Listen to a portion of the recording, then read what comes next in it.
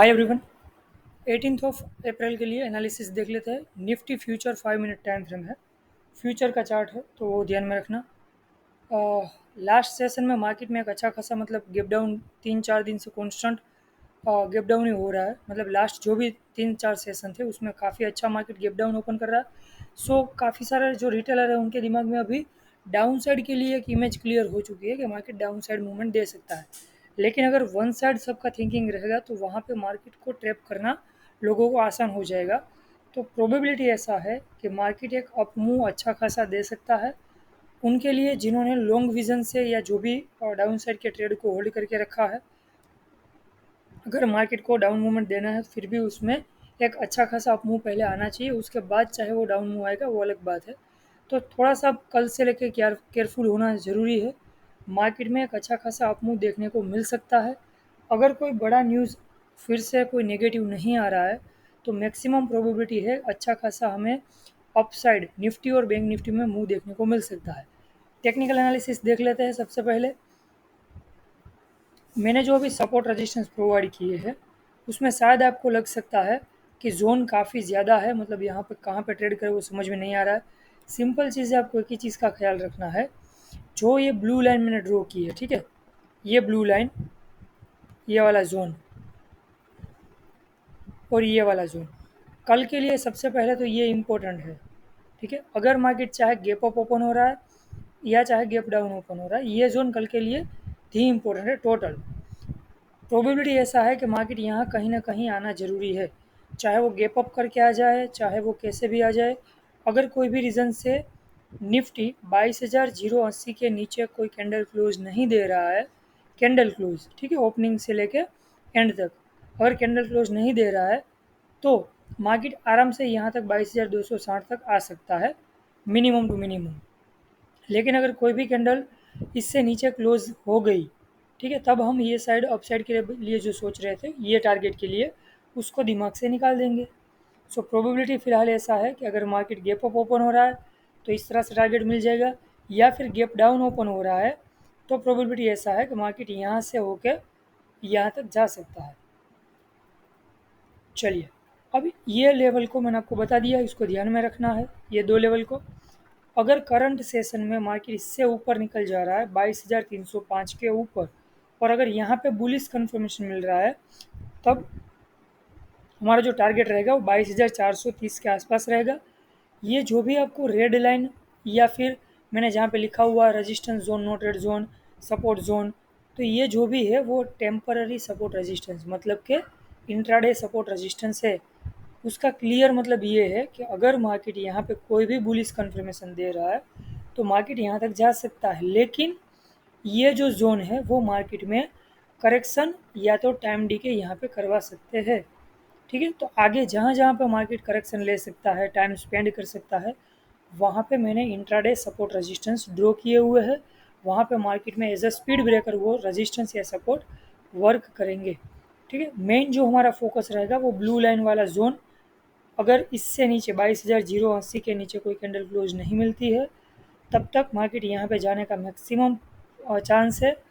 अगर ओपन ही यहाँ पे हो गया तो ये टारगेट कंप्लीट हो जाएगा और यहाँ से बेरिश कंफर्मेशन मिलने पे हम डाउन साइड, या फिर इससे ऊपर बुलिश कंफर्मेशन मिलने पर 22,307 के ऊपर बुलिश कंफर्मेशन मिलने पे हम अपसाइड के लिए सोच सकते हैं। जो भी लॉन्ग विजन के जोन है वो हमारे पास निफ्टी में करीबन 120-130 पॉइंट का जोन है, और जो इंट्राडे जोन है वो काफ़ी नैरो जोन है जिसमें ट्रेड करना पॉसिबल नहीं है। अप्रोक्सीमेट वो 50-60 पॉइंट का जोन है।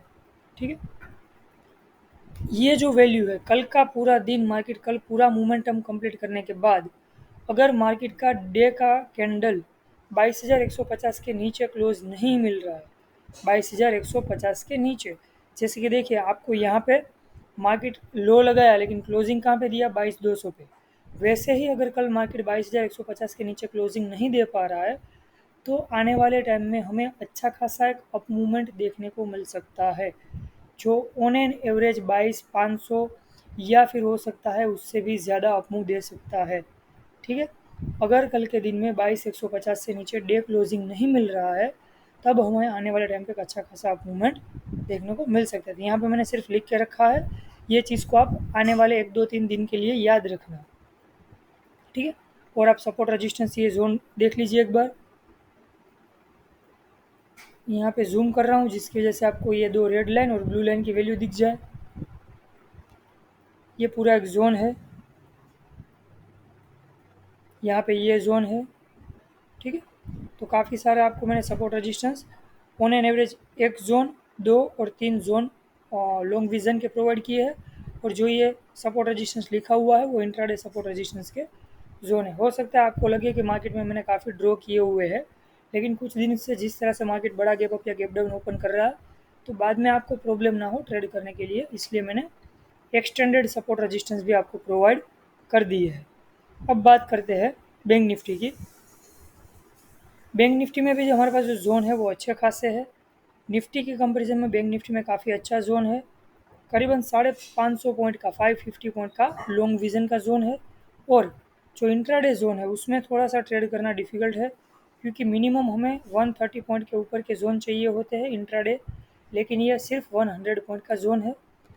ड्रॉ करने का एक ही रीज़न है, 500 पॉइंट के जोन में, 500 पॉइंट के जोन में मार्केट कभी भी एट अ टाइम सपोर्ट से रेजिस्टेंस और रेजिस्टेंस से सपोर्ट एट अ टाइम नहीं आएगा, वो करेक्शन लेके ही आएगा। तो कहाँ करेक्शन ले रहा है, कहाँ से मार्केट टाइम स्पेंड कर रहा है, वो आपको पता होना ज़रूरी है, ठीक है। तो चांस ऐसा है जब तक बैंक निफ्टी ये जो ब्लू लाइन है 47,950, ठीक है, इससे ऊपर कैंडल क्लोज नहीं मिल रहा है 47,950 के ऊपर। एग्जैक्टली देखने जाए तो निफ्टी और बैंक निफ्टी दोनों में ऑपोजिट मोमेंटम अभी फ़िलहाल क्रिएट हो रहा है। पॉसिबल नहीं है कि दोनों इतनी बड़ी मूवमेंट, निफ्टी 200 पॉइंट अपसाइड और bank Nifty 500 point downside movement create करे, पॉसिबल नहीं है, क्योंकि ऑन एन एवरेज दोनों की मोमेंटम जो है वो सिंगल डायरेक्शन में मैक्सिमम टाइम होती है।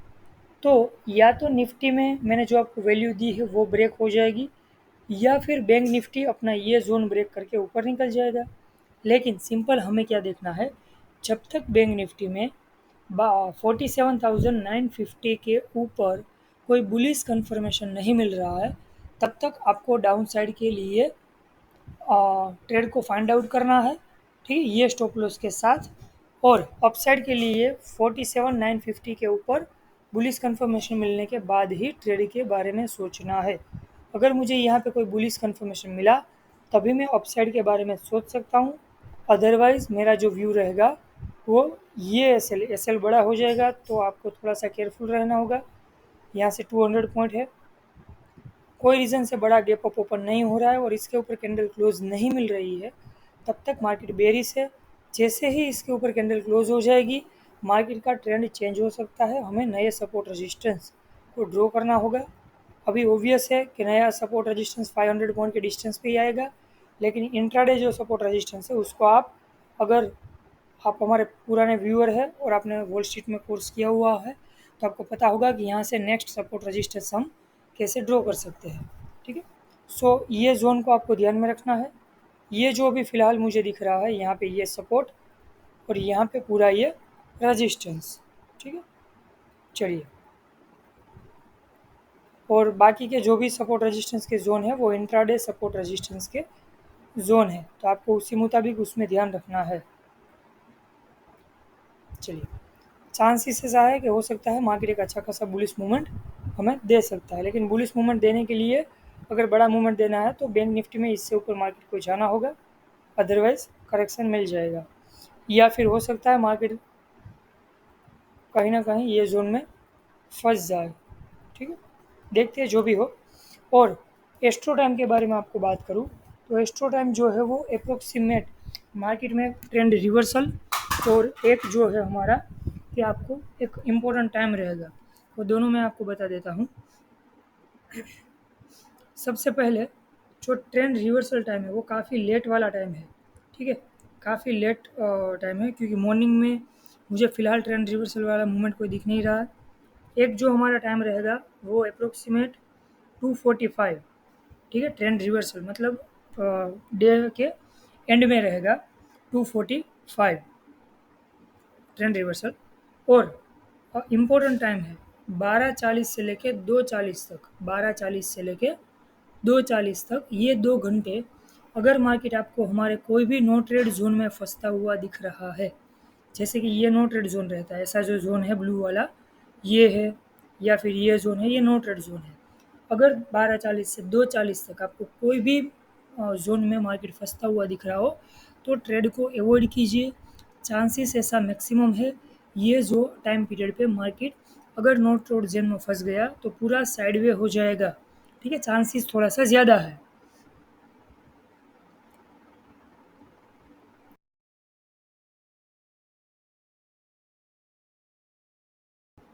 तो उसमें आपको ख्याल रखना है। ठीक है, 12:40 से 2:40 तक। और एक जो मुझे अच्छा खासा मोमेंटम दिख रहा है वो दिख रहा है 10:30 से 11:30।